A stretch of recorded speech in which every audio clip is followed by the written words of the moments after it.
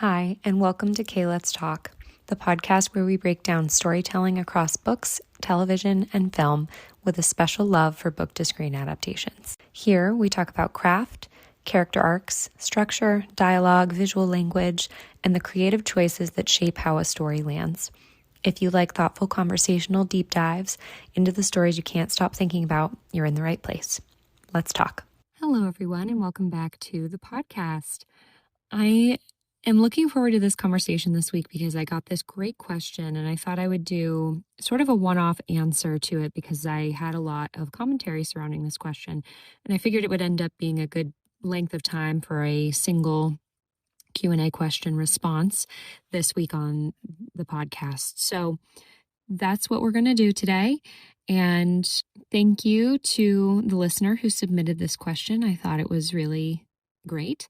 And we're just going to jump right into it. So this question is, hi, Kay, love your podcast. I was wondering if you have any thoughts on what makes Shane and Ilya's relationship distinct from other romance stories. I don't mean this as a challenging question either. I've mainly been hearing a lot about how they fit within other love tropes and was curious about the deviations and uniqueness of their story. Do you have any thoughts on this? So, as you said, I think their uniqueness and the uniqueness of their love story is not primarily in the trope package. Many romance stories share the same tropes. But on the surface, everyone goes into heated rivalry assuming it's an enemies to lovers story, and it is not. It's forbidden romance, it's slow burn on the emotional side because physically we jump right into their sexual relationship. It's forced proximity, it's grumpy sunshine to an extent with their contrasting personalities. We've got a secret of relationship in there. But first and foremost, it's a queer romance. And I think that comes with a lot of its own subconscious programming that viewers bring into the story, whether they are queer or straight. And Heated Rivalry challenges those, which also sets it apart. Upon first watch, I know a lot of people who had not read the books felt nervous and tense the whole time, or they were waiting for the tragedy to strike or for Ilya to break Shane's heart, both of them being discovered and being devastated.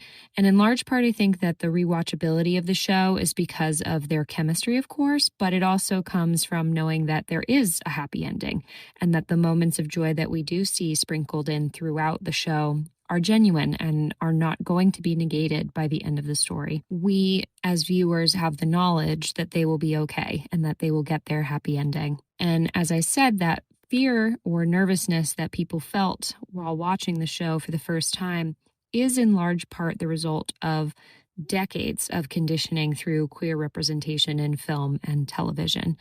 And I will preface this by saying I am a straight woman, so I'm always very conscious of that fact, especially when I speak to these themes. And I want to make it clear that I'm not speaking from a personal experience, but I have many queer friends and I try to do a lot of my own research. So I never want it to feel to my listeners that I'm talking out of turn. And I hope that that comes across when I speak to these themes. But historically, queer characters are denied the same narrative privileges that we see granted to heterosexual couples on screen.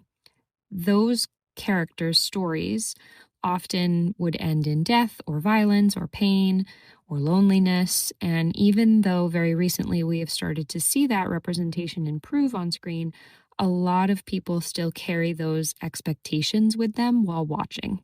So viewers have learned to expect, consciously or unconsciously, that any storyline which features queer joy, as Jacob calls it, is temporary, forbidden, punishable, and where romance as a genre is meant to always have the happily ever after, and the lack of happily ever after for queer characters is so palpable. We can see how the absence of that and the happily ever after that Shane and Ilya's characters get is a big reason why people have gone nuts over this story. I assume that most people who listen to my podcast are maybe not as into studying film and television as I am, or maybe they could be, but I would be willing to bet that a lot of people aren't familiar with the motion picture production code or the Hays Code. And I think that it's extremely relevant here in this discussion in particular, because Heated Rivalry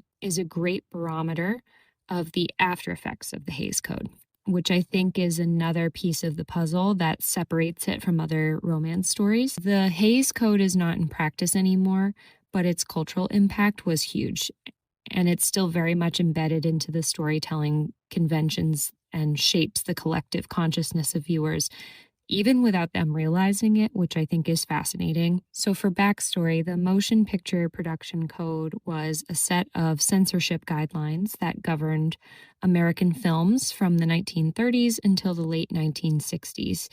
And it was created to respond to the public concerns about morality in cinema.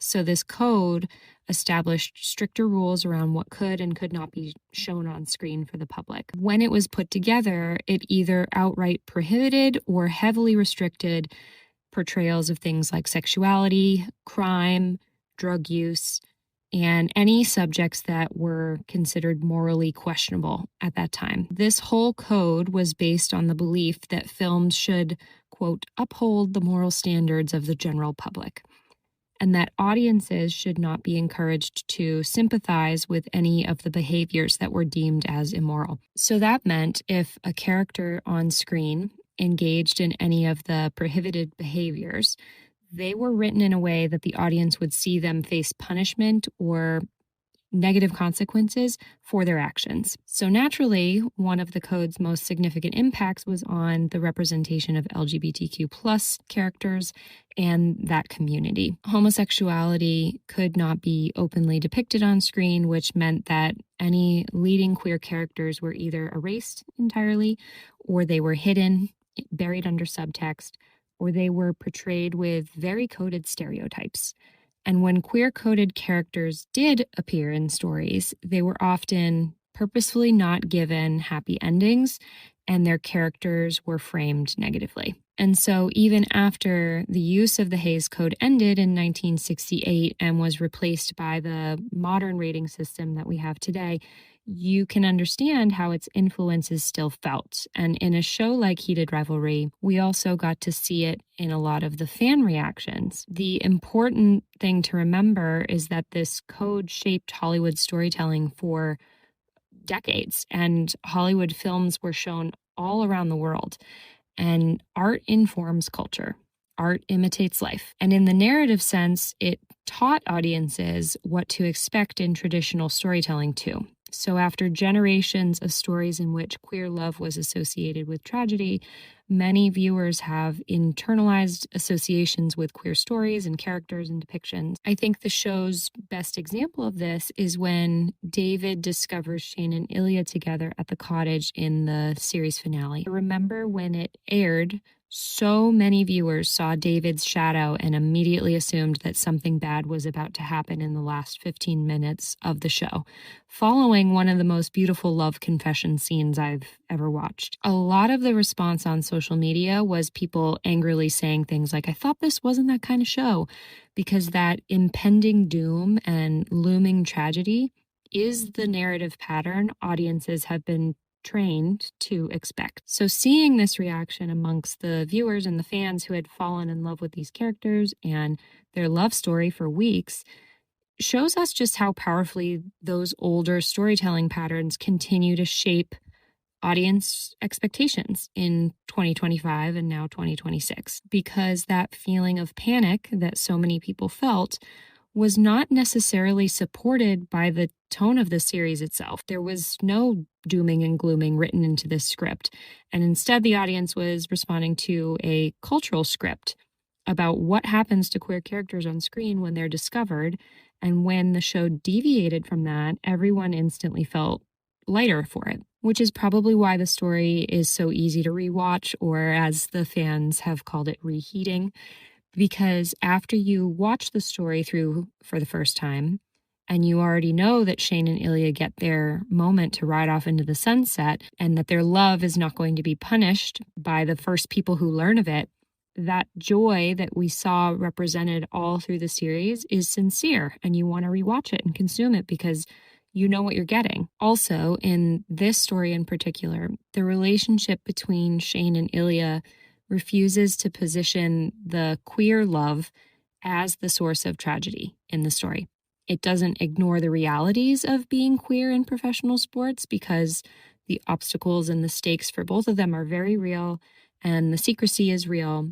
But the overarching narrative that they love each other and have these feelings, and how we as viewers live inside that love alongside Shane and Ilya, frames their relationship as something valuable and worth protecting despite the obstacles that are out of their control. The second part of this, which is my personal take on the storytelling and why I think it's so impactful and different, is the fact that these two characters are strong representatives of attachment styles, specifically different types of avoidant attachment. And the story digs into all of the different ways avoidance can manifest in a person. On the surface, Shane often appears emotionally reserved or repressed at times, and Ilya appears more expressive and socially outgoing, when in reality, both of the men spend years protecting themselves from their own feelings through distance and secrecy or humor and deflection. But ultimately, it's an unwillingness to say, both to themselves and to each other, what they truly need from one another. And of course, Shane's autism is a factor in his behavior, of course, but it does not inform his entire personality. And as a character, he also does not know that he is autistic, but we can infer a lot of his behavior, which is avoidance, could stem from childhood wounds. And a lot of people can relate to both of them for that simple fact. They have these avoidant tendencies in love and in romantic relationships. Much of the tension in their story is their inability to believe that they are worthy of being fully known and fully chosen by anyone, let alone each other. I do think this is one of the major ways their romance differs from many contemporary love stories that we're seeing on screen right now, because the central conflict of their story is not whether or not they love each other. We as an audience know that they do. They know that they love the other person, even though they spend half the book in the show denying it to themselves. And so the audience understands very early on that the connection between them is profound, and the fact that they cannot stay away from each other or define what it is that keeps them coming back is part of the allure, but also they're stuck in this very cyclic pattern. So because of that, the question in their love story instead becomes whether or not they can learn how to be vulnerable and open with each other in the way that genuine intimacy requires of them. How do they do that separately and together? So their story is less about the falling in love part and instead centers on two men learning how to be in love with someone, while each of them works on dismantling the defense mechanisms and behavioral patterns that they've been using to protect themselves for their entire lives. I think that is a huge theme that isn't explored often and has real valuable impact on readers who also feel this way and maybe don't see that on screen often, or their avoidance is villainized in some way as them being purposefully callous or mean because of their inability to open up to someone. And I think that this show does not do that. And I think that that's something that's really important for people who identify with those behaviors and not understanding why they struggle so much to emote or communicate. And the show tackles that subject matter really beautifully. Another aspect of the allure of a show like Heated Rivalry is the fact that it exists inside such a specific and insular space in society. And in this case, it's professional hockey and its culture. As someone who played hockey, that world feels very recognizable to me in ways that are difficult to explain to people who are outside of it. And the culture often carries rigid expectations around masculinity, around performance, emotional restraint, very heavy themes of conformity, even on the women's side, which makes the vulnerability between the two characters feel so compelling because it goes against the culture and we see them struggling with that. We're watching two men navigate intimacy and softness within a framework that implicitly excludes or suppresses those qualities. So the narrative tension isn't there simply to heighten the romance. It's a very real cultural challenge and reality that they would face. Speaking more broadly, I think stories often become more impactful when characters are placed inside highly specific frameworks rather than being broad brushed for more universal appeal. And the specificity is what makes the characters feel like real, fully actualized people. And for me, sometimes the most affecting characters are the ones who frustrate me or confuse me or challenge my own perspectives because they approach a scenario differently than I would. And that's because they are shaped by an environment different from the one that I'm shaped from, or they experience different sets of pressures than the ones that I'm familiar with in my own life. So them existing in this unique format is actually better or more compelling than if they were written to be easily digestible. Their story also doesn't have the same cynicism that we see in a lot of rivalries or enemies to lovers stories, and there's often a lot of contempt or hostility that's layered into characters' desire to defeat another person in that type of a archetype or a trope. And yes, Shane and Ilya are competitors, but the rivalry in this series, their love story, was not created by them. They have always had a very deep admiration for one another from the beginning, and everyone around them built this storyline that they hate one another. Even when they are frustrating one another, we know that they see and understand the other person in a way that nobody else does or could. They'll always be alone at the top together. Truly, the only other person that could ever understand their experience is Shane or Ilya. And their rivalry and their competitiveness largely functions as the way through which they communicate affection, but they do it indirectly. It's before either of them are capable of expressing it directly. They use the rivalry indirectly. Their characters still face challenges and have very real fears and moments of pain and times that they struggle to dismantle a lot of their internal struggles because they are so young when we meet them and they have a lot of growing up to do, but their relationship is consistently depicted as a place where each of them was able to find a sense of comfort and emotional safety for the first time. So unlike traditional love stories or queer depictions of love stories, the conflict for Shane and Ilya's characters emerges from the environment in which their love exists. So professional hockey being structured around ideals of masculinity and competition and a lot of things tied up in national identity, as we see in the show, or public performance and persona. Within that system, there is very little space for vulnerability and even less space for a relationship between two rival male superstars. And the pressure does not come from the relationship itself, but from the social and institutional forces surrounding the relationship. So the love between them, like I said, is not framed as the problem here. It's instead what exposes the problems and limitations of the systems that they exist within. So as viewers, we're not waiting for the characters to discover that they're wrong for each other. We're waiting for Shane and Ilya to overcome the barriers that are preventing them from living openly and honestly and being together because they are right for each other. In this show, Shane and Ilya's desire for one another is not ever framed as tragic. The fact that they love each other is not tragic, even though we know internally it takes them both a long time to come to terms with their feelings. The tragic part of their love story is that they have to hide their love and keep it a secret. So if you think about a straight romance, often the satisfaction of the story comes at the end, where the characters fall in love and they live happily ever after. Here, the victory of the story is not that they fell in love. It's that they fell in love and refused to let the world around them dictate the terms under which their love is allowed to exist, which is why the way that the long game ends feels so satisfactory. And I'm excited to know going into season 2 that we can expect another happy ending after the bumpy and emotional ride that I know Jacob will be sending us on to get there.